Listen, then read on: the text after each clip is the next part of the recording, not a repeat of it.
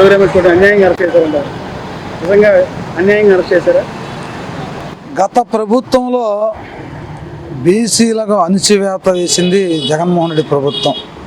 ఆనాడు జోగి రమేష్ బీసీ నాయకుడిగా ఉండి బీసీ మంత్రివర్యులుగా ఉండి ఒక అమర్నాథ్ అనే కుర్రోడిని నిలువున పెట్రోల్ చంపేస్తే కనీసం ఆనాటి బీసీ మంత్రి జోగి రమేష్ ప్రశ్నించకపోవడం ఎంత దారుణం అండి.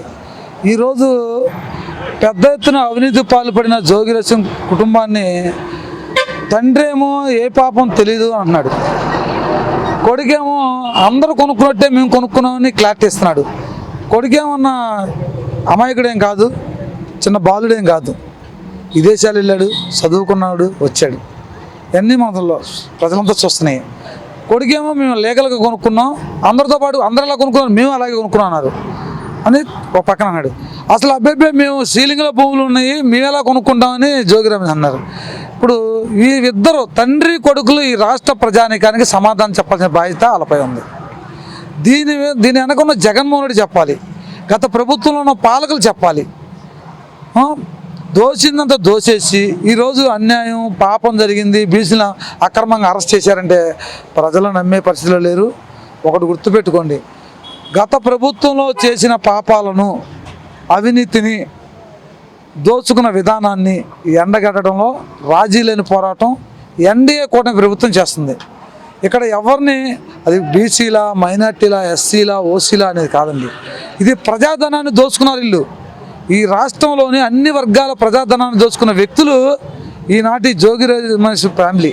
అలాగే చాలామంది ఉన్నారు. రాబోయే రోజుల్లో ఏ వర్గాలు వస్తారో ఏంటో కానీ ముందు అన్ని వర్గాల ప్రజల ఆస్తులను దోచుకున్న వ్యక్తులు గత ప్రభుత్వంలో ఈనాటి మాజీ మంత్రివర్యులు, మాజీ మినిస్టర్లు, మాజీ ఎమ్మెల్యేలు, మాజీ ఎంపీలు, మాజీ సర్పంచ్లు, మాజీ పార్టీ వైఎస్ఆర్సీపీ నాయకులు, కార్యకర్తలు, గ్రౌండ్ స్థాయి నుంచి, గ్రామ స్థాయి నుంచి, మండల స్థాయి నుంచి, అర్బన్ స్థాయి నుంచి, స్టేట్ స్థాయి వరకు ప్రతి ఒక్కరు అందరిలో దోచేసుకున్నారు ప్రజాధనాన్ని.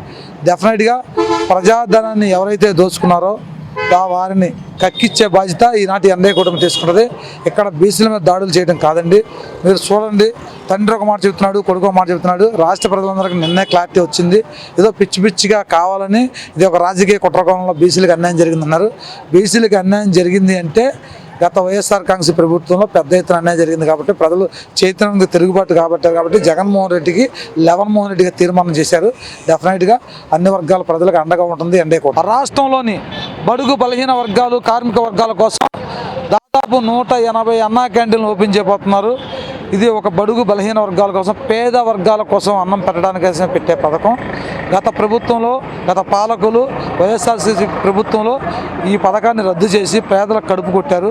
పేదలకు అన్నం పెట్టే బాధ్యత ఎన్డీఏ కూటమి ప్రభుత్వం నారా చంద్రబాబు నాయుడు గారు తీసుకున్నారు. రేపు 15వ తారీఖున పెద్ద ఎత్తున అన్నా క్యాంటీన్లు ప్రారంభమవుతాయి. ఇప్పటికే ఇంక్లూడ్ కొన్ని నియోజకవర్గాల్లో సొంత నిధులతో పార్టీ క్యాడరే కానివ్వండి, దాతలే కానివ్వండి ముందుకు వచ్చి అన్నా క్యాంటీన్లు చూడండి పెద్ద ఎత్తున ఎల్లుండి రేపు ఓపెన్ చేయాల్సింది ఆల్రెడీ 3 రోజుల నుంచి అన్నా క్యాంటీన్ పెట్టడం జరుగుతుంది. ఇవన్నీ కూడా మంచి శుభపరిణామాలు. రాష్ట్రంలో పేదవాడికి అన్నం పెట్టడమే ఎన్డీఏ కూటమి యొక్క లక్ష్యం. డెఫినెట్గా పెద్ద ఎత్తున మంచి పథకాలు అమలు చేస్తాం. పేద ప్రజల కడుపు కోత తీరుస్తాం. పేద బడుగు బలహీన వర్గాలకు అన్నం పెట్టే బాధ్యత ఎన్డీఏ కూటమి తీసుకుంటుంది. ఈనాటి దాడులు అనే బీసీల మీద దాడులు అనేవి కూడా నాటి ప్రభుత్వంలో జరిగిన దాడులే కానీ ఈరోజు అన్ని వర్గాలకు న్యాయం చేసే ప్రభుత్వం ఎన్డీఏ కూటమి.